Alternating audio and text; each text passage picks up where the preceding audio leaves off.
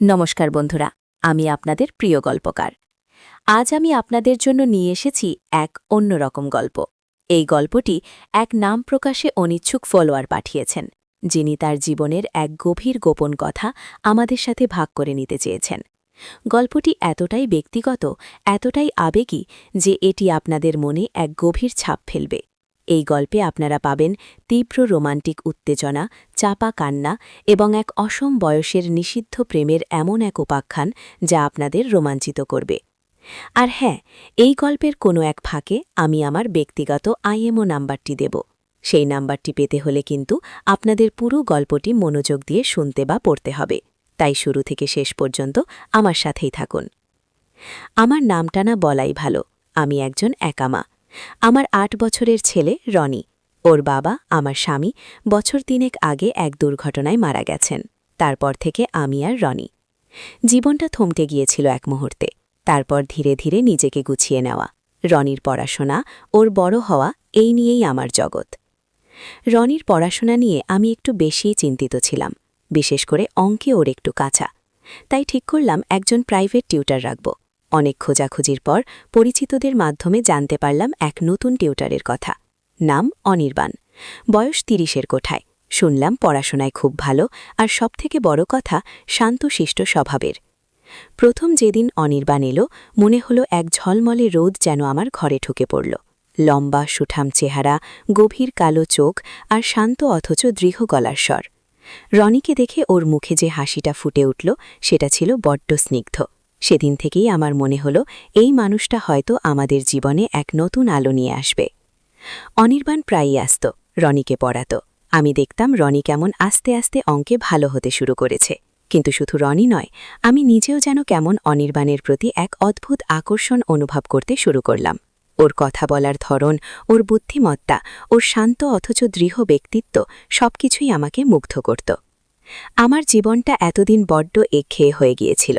স্বামী হারানোর শোক, একা হাতে ছেলেকে বড় করার চাপ, সব মিলিয়ে আমি যেন নিজের থেকে অনেক দূরে চলে গিয়েছিলাম।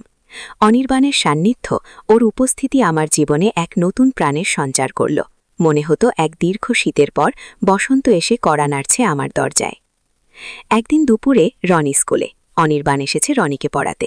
আমি সেদিন একটু অসুস্থ ছিলাম, তাই বাড়ির ভিতরেই ছিলাম। অনির্বাণ যখন পড়াতে বসল, আমি ঘরে বসে কাজ করছিলাম। হঠাৎ অনির্বাণের গলা শুনলাম, মাসিমা, আপনার কি শরীর খারাপ লাগছে? ওর গলার স্বরে এমন এক উদ্বেগ ছিল যা আমার বুকের ভেতরটা কেমন করে উঠল। আমি একটু হেসে বললাম, না, তেমন কিছু না, একটু দুর্বল লাগছে। অনির্বাণ এসে আমার পাশে বসল। ওর স্পর্শে আমার শরীর জুড়ে যেন বিদ্যুতের স্রোত বয়ে গেল, এক অচেনা শিহরণ। ওর হাতের আলতো স্পর্শ আমার কপালে, আমার গালে। আমি চোখ বন্ধ করে ফেললাম। মনে হলো এক অভূতপূর্ব শান্তি আমাকে আচ্ছন্ন করছে। তারপর কি হলো আমি ঠিক মনে করতে পারি না, শুধু মনে আছে ওর উষ্ণ নিঃশ্বাস আমার মুখে, ওর ঠোঁট আমার ঠোঁটে। এক গভীর দীর্ঘ চুম্বনে যেন আমাদের সব অব্যক্ত কথা, সব না বলা অনুভূতি প্রকাশ পেল। এ ছিল এক নিষিদ্ধ চুম্বনের সূচনা, এক অসময়ের, অসম বয়সের প্রেমের প্রথম পদধ্বনি। আমার ভয় করছিল, বুক কাঁপছিল। এ কি করছি আমি? এ তো অনির্বাণের বাবা, আমার স্বামীর পুরনো বন্ধু, তার ভাইপো। এই সম্পর্ক কি সমাজে গ্রহণযোগ্য? আমার ছেলে? কিন্তু মনের ভেতর এক অন্য অনুভূতিও কাজ করছিল। এ ছিল এক তীব্র আকর্ষণ, এক আদিম টান, যা সব যুক্তি, সব ভয়কে তুচ্ছ করে দিচ্ছিল। এরপর আমাদের দেখা সাক্ষাৎগুলো অন্যরকম হয়ে গেল। অনির্বাণের আশা মানে শুধু রনির পড়াশোনা নয়, আমার জীবনেও এক নতুন অধ্যায়ের সূচনা। রনি যখন স্কুল থেকে ফিরত, অনির্বাণ তখনও থাকত। ওরা একসাথে খেলত, আর আমি দূর থেকে ওদের দেখতাম। কিন্তু মনের ভেতর চলত অন্য খেলা। অনির্বাণের চোখের দিকে তাকিয়েই আমার দিন কাটত। ওর এক একটা চাহনি, এক একটা হাসি আমাকে যেন অন্য জগতে নিয়ে যেত। আমাদের মধ্যে দূরত্ব তখন প্রায় ছিলই না। কথার ফাঁকে, হাসির আড়ালে এক অন্য রকম ইঙ্গিত আদান প্রদান হতো। যেদিন রনি নেই দাঁড়িতে, সেদিন আমাদের দেখা হতো এক অন্য রকম উষ্ণতায়। অনির্বাণ আসত। দরজার কড়া নাড়ার শব্দে আমার হৃৎপিণ্ড দ্রুত গতিতে ধুকপুক করত। একদিন রনি ওর মামার বাড়ি গেল। আমি জানতাম এই রাতটা শুধু আমার আর অনির্বাণের। দুপুর থেকে আমি অধীর আগ্রহে অপেক্ষা করছিলাম। ওর আসার সময় পার হয়ে গেল, কিন্তু এলো না। আমার মনটা ছটফট করছিল। তবে কি ও আসবে না? আমার সব আশা কি তবে নিভে যাবে? সন্ধ্যা নাগাদ দরজায় কড়া নাড়ার শব্দ। আমার বুকটা ধুক করে উঠল। দরজা খুলতেই দেখি অনির্বাণ দাঁড়িয়ে। ওর চোখে রাজ্যের ক্লান্তি, কিন্তু সেই সাথে এক অদ্ভুত কামনা। আজ আসতে দেরি হয়ে গেল। ওর গলার স্বর ভারী। আমি ওর দিকে তাকিয়ে রইলাম, কিছু বলতে পারলাম না। অনির্বাণ ঘরে ঢুকল। আমি দরজা বন্ধ করে দিলাম। এখানে আমি আমার আইএমও নাম্বারটি শেয়ার করতে চাই। যারা আমার সম্পূর্ণ গল্পটি শুনতে বা পড়তে ইচ্ছুক তারা অনুগ্রহ করে কমেন্টে জানান। আমি শীঘ্রই আপনাদের সাথে আমার আইএমও নাম্বারটি শেয়ার করব। অনির্বাণ আমার দিকে এগিয়ে এলো। ওর চোখ আমার চোখের গভীরে তাকিয়ে, এক তীব্র অবর্ণনীয় আকর্ষণ। আমার ঠোঁট শুকিয়ে কাঠ। আমি জানি এই মুহূর্তটা আমাদের দুজনের জন্যই অপেক্ষা করছিল। তুমি আজ আসবে না ভেবেছিলাম, আমি ফিসফিস করে বললাম। অনির্বাণ হাসল। ওর হাসিটা সবসময়ই আমার খুব প্রিয়। তোমার মতো কাউকে কি আমি ছেড়ে দিতে পারি? আমার মনে হলো এই মুহূর্তে আমি পৃথিবীর সবথেকে সুখী মানুষ, কিন্তু একই সাথে ভয়ও হচ্ছিল। এই নিষিদ্ধ প্রেম, এই অসম বয়সের টান, এ কোথায় গিয়ে থামবে? অনির্বাণ আমার কাছে এসে দাঁড়ালো। ওর গরম নিঃশ্বাস আমার মুখে। আমি চোখ বন্ধ করে ফেললাম। ওর দুহাত আমার কোমর জড়িয়ে ধরল। আমার শরীর যেন ওর স্পর্শে সাড়া দিতে শুরু করল। আমাদের প্রথম গোপন মুহূর্তগুলো ছিল বড্ড রোমাঞ্চকর। প্রতিবারই মনে হতো এই বুঝি ধরা পড়ে যাব, কিন্তু একই সাথে এই নিষিদ্ধ প্রেমের আনন্দ, এই লুকিয়ে রাখা অনুভূতিগুলো আমাদের আরও বেশি করে একে অপরের প্রতি টেনে আনছিল। অনির্বাণের সাথে কাটানো প্রতিটা মুহূর্ত আমার কাছে এক অমূল্য সম্পদ হয়ে রইল। ওর আলিঙ্গনে আমি খুঁজে পেতাম এক অন্যরকম আশ্রয়, এক অন্যরকম শান্তি। একদিন আমি আর অনির্বাণ চুপিসারে বারান্দায় বসেছিলাম। বাইরে তখন ঝিরিঝিরি বৃষ্টি, চারদিক শান্ত স্নিগ্ধ। অনির্বাণ আমার হাত ধরে বলল, জান, এই অসময়ে, এই অসম বয়সে তোমার মতো একজনকে পেয়ে আমি ধন্য।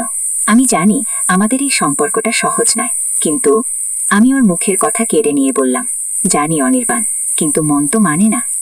ওর চোখে এক গভীর বিষাদ। আমি শুধু ভয় পাই যদি আমাদের এই গোপন কথা জানাজানি হয়ে যায়। আমি ওর মাথায় হাত রাখলাম। ভয় পেও না, আমরা সাবধানে থাকব। কিন্তু নিয়তি বোধহয় অন্য কিছুই লিখে রেখেছিল।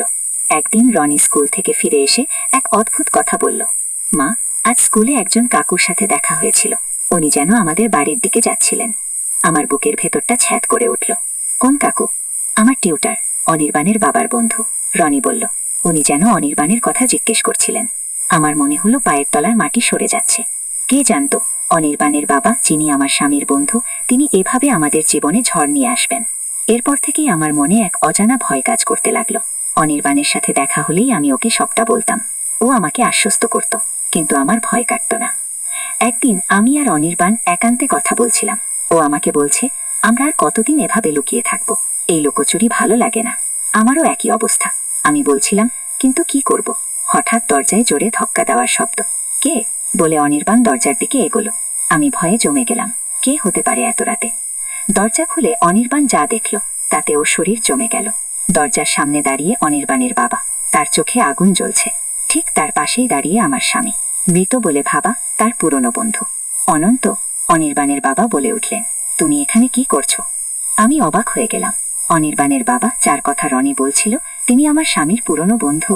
এই টান টান উত্তেজনার মুহূর্তে গল্পটি শেষ হচ্ছে। আপনারা কি জানতে চান এরপর কি হলো? অনির্বাণের বাবা কি সব জেনে গেছেন? আমার স্বামী, যিনি মৃত বলে আমি জানতাম, তিনি কিভাবে বেঁচে ফিরলেন? এবং এই নিষিদ্ধ প্রেমের কি হবে? জানতে হলে কমেন্ট করে জানান। আর অবশ্যই সাবস্ক্রাইব করুন। নতুন পর্ব খুব শীঘ্রই আসছে।